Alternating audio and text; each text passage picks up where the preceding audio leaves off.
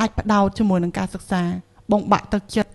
បងមានការខូចចិត្តមានការឈឺចាប់ចឹងយើងអាចបដោតនៅអ្វីសម្រាប់អនាគតរបស់យើងទេខ្ញុំដូចគ្នានៅពេលដែលគ្រួសារខ្ញុំមានបញ្ហាខ្ញុំអត់មានអារម្មណ៍រៀនសូត្រហ្មងបាត់ការបដោតទាំងអស់បាត់គោលបំណងរបស់ខ្លួនឯងបាត់ក្តីសម័យខ្លួនឯងធំឡើងចង់ធ្វើអីគឺគ្មានពេលគ្មានអារម្មណ៍ក្នុងការគិតរឿងទាំងអស់ហ្នឹងដោយសារតែនៅក្នុងខួរក្បាលរបស់យើងនៅក្នុងផ្នែករបស់យើងជីវិតប្រចាំថ្ងៃរបស់យើងឃើញមានតែការឆ្លោះគ្នាយើងចាប់ផ្ដើមអវត្តមានឪពុកម្ដាយរបស់យើងនៅជាមួយយើងចឹងយើងអត់អាចបដោតសម្រាប់អនាគតរបស់យើងចឹងធ្វើឲ្យខ្ញុំធំធាត់ឡើងមកទាំងពិបាកខ្លាំងមែនតែនតម្រាំបានធំឡើងដឹងក្តីគឺខ្ញុំបានបាត់បង់រឿងជាច្រើនដែលនៅក្នុង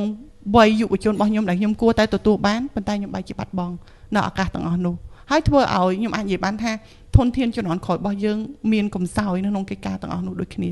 ដែលយើងអាចផលិតនៅយុវជនជំនាន់ក្រោយដែលមានគុណភាពល្អហើយបើសិនជាយើងផ្ដល់តែរូបភាពអវិជ្ជមានឬក៏ការបែកបាក់អាពាហ៍ពិពាហ៍នេះទៅកាន់ពួកគាត់